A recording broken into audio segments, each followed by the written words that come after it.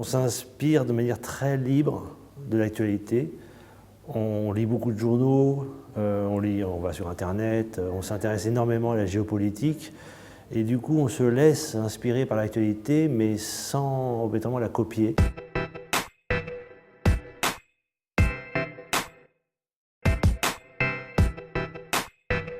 L'idée force de cette 5e saison, c'est de gérer la fin de la 4e saison, c'est-à-dire la disparition de Malotru. La disparition de Malotru est un événement un peu traumatique pour la DGSE en entier et aussi donc pour tous les personnages qu'on connaît qui sont soit au bureau, soit sur le terrain. Là, il y a vraiment un traumatisme qui touche tout le monde et qu'il faut gérer. D'autant plus que, manifestement, ça a un peu débordé des murs de la DGSE puisque ça sort dans la presse.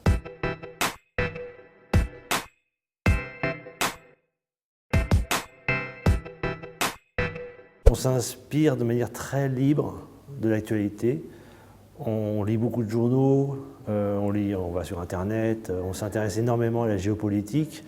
Et du coup, on se laisse inspirer par l'actualité, mais sans obligatoirement la copier. On essaye d'être réaliste sur les lignes de force qu'on décrit et les conflits dans lesquels on décide de placer notre action. Donc, on peut dire qu'on est inspiré, mais très loin, de manière très lointaine par l'actualité.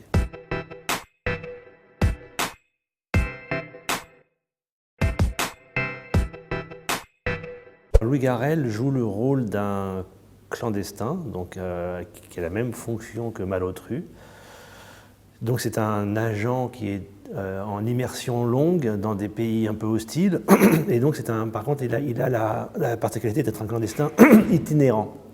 Donc ça veut dire que sa légende, il est dans ces pays-là, Irak, Syrie, Liban et même Jordanie, Arabie Saoudite.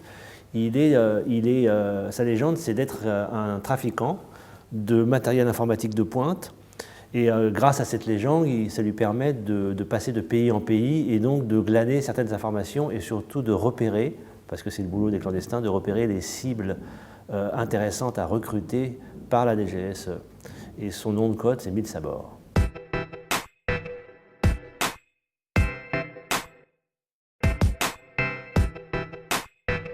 Disons qu'il y a eu l'arrivée du cyber, qui a été vraiment une transformation très importante des relations et des relations conflictuelles en particulier.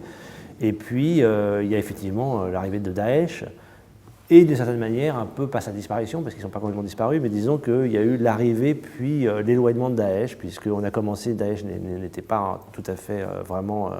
En 2015, ils n'étaient pas aussi importants que maintenant, qu'ils l'ont été 2-3 ans plus tard. Et puis maintenant, il semblerait qu'ils aient quand même perdu une grosse bataille.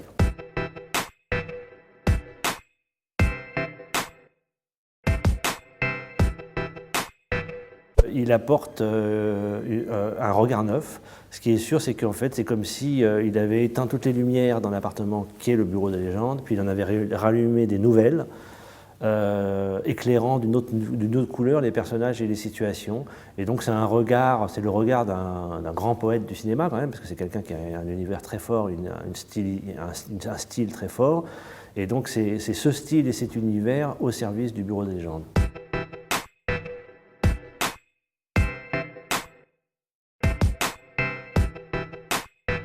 Je vais peut-être retrouver le cinéma, mais peut-être pas. Je pense que la création, ça va dépendre un peu des opportunités qui vont s'offrir à moi, et que je travaille d'ailleurs, mais en tous les cas, pour moi, le travail sur la série, quelque chose qui n'est pas encore terminé, car je crois que la série est quand même un format qui permet de travailler sur la longueur, sur la durée, sur le temps, et de raconter des choses différentes du cinéma. Donc moi, les deux me vont, et donc on verra bien.